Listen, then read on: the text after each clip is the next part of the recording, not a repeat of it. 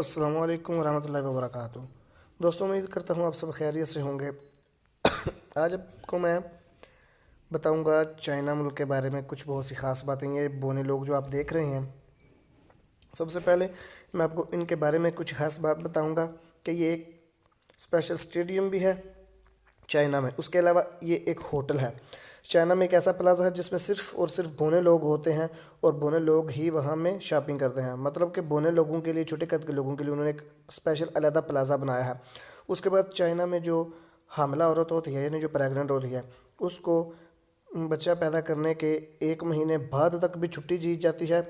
और जहाँ वो जॉब कर रही होती है वहाँ उसको प्रॉपरली उस महीने के बराबर पैसे मिलते रहते हैं, बेशक वो घर होती है। और उसके अलावा इजाफी बोनस भी मिलता है। उसके अलावा चाइना में पिछले कुछ साल से, तकरीबन 2014 से, ये प्ले गेम्स वगैरह पर पाबंदी लगा दी गई थी।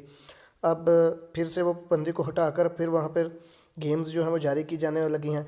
उसके अलावा आप जानते हैं कि चाइना मुल्क किसी भी चीज़ की कॉपी करने में बहुत माहिर है। किसी भी चीज़ की वो कॉपी कर सकता है, चाहे वो आईफोन हो, कोई भी सॉफ्टवेयर हो, मोबाइल हो। तो चाइना हर चीज़ की कॉपी बिल्कुल ओरिजिनल उसी की तरह की बना सकता है और बहुत कमाल की बनाता है कि पता भी नहीं चलता। उसके अलावा चाइना में शराब जो पीनी होती है, शराब पीने के लिए वहाँ पे शौक़ से शराब नहीं पी जाती, ना ही किसी दुख में। वहाँ बॉस के कहने पर शराब पी जाती है। जब बॉस कहता है कि शराब पीनी है तो उसके नीचे जो उसके काम करने वाले होते हैं वो खुशी से शराब पीते हैं और उसका कोई टाइम नहीं होता। जब तक बॉस का दिल करे तब तक आपने शराब पीनी होती है। उसके अलावा अब तक चाइना में 300-350 करोड़ आबादी चाइना की जो है वो गारों में रह रही है। और अब देख रहे हैं गारों में भी इतने बुरे नहीं उन्होंने घर बनाए हुए, गारों में भी अच्छे घर बना के गारों में रह रहे हैं। उसके अलावा पांडु पर सर्च करने के लिए चाइना का एक, मुझे अब उसका नाम याद नहीं है, उसने पांडु पर नवा एक्सपेरिमेंट करने के लिए पांडा बनकर वो कितने अरसे तक जंगल में रहा और पांडु को देखता रहा और उनकी जो हरकत को नोट करता रहा।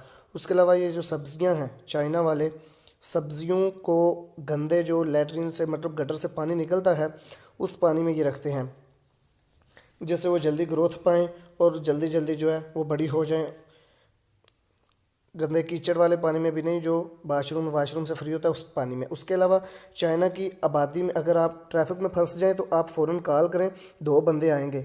वो आपकी गाड़ी में एक बैठ जाएगा और एक आपको अपनी गाड़ी में बिठाकर ले जाएगा। अगर आप बाइक पर हैं तो एक आपकी बाइक पर बैठ जाएगा और एक आपको बाइक पर बिठाकर जहाँ पर आप जल्दी पहुँचना चाहते हैं पहुँच जाएगा, ये आपको पहुँचा देगा। और दूसरा आपकी सीट पर आपकी बाइक या गाड़ी जो भी ट्रैफिक में फंसी है वहाँ बैठ जाएगा। जब ट्रैफिक ख़त्म होगी वो वहाँ से निकलेगा और आपकी गाड़ी आप तक पहुंचा देगा। और जाहिर सी बात है ये सर्विस फ्री तो नहीं होगी जो इतनी जल्दी पहुंच जाते हैं। उसके अलावा चाइना में एक दिन ऐसा आता है जब चाइना के लोग 10 साल से कम उम्र के बच्चे के पेशाब में अंडे उबाल कर खाते हैं। और ऐसा करने के लिए वो स्पेशली स्कूलों में जाते हैं। स्कूलों में जाकर वो बच्चों का, 10 साल से कम उम्र बच्चों का पेशाब इकट्ठा करते हैं, उनका पेशाब लेकर फिर उसमें अंडे उबाल कर खाते हैं। उसके अलावा चाइना में एक साल में एक दिन ऐसा आता है कि जब चाइना के सब लोग हैं वो कुत्ते लेकर, कुत्तों को काट कर कुत्ते का गोश्त बनाकर खाते हैं।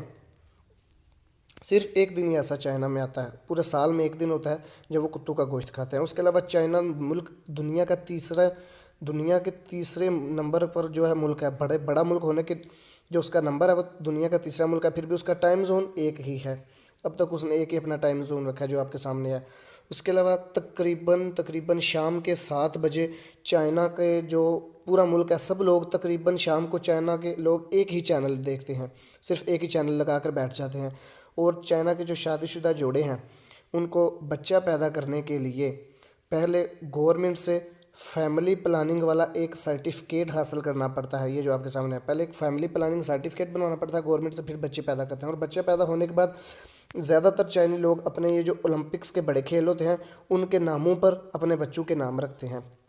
उसके अलावा ये आगे दीवार चीन, इसके बारे में भी आप अच्छी तरह जानते होंगे कि इसमें इतनी ज़्यादा ईंटें शामिल हैं कि पूरी दुनिया के गिर्द सुना है कि 5 फीट तक ऊंची दीवार बन सकती है, दीवारें चीर के अगर ईंटें निकाली जाएँ तो उम्मीद करता हूँ दोस्तों आपको ये वीडियो बहुत पसंद आई होगी, क्योंकि इस वक्त बहुत मशहूर है चाइना, पाक चाइना दोस्ती। तो इसलिए मैंने चाइना पर वीडियो बनाई। इंशाल्लाह इसलिए मज़ीद जनरल नॉलेज वाली और वीडियोस बनाता रहूँगा। तो चैनल को सब्सक्राइब करना मत भूलें और बेल आइकन पर क्लिक करें।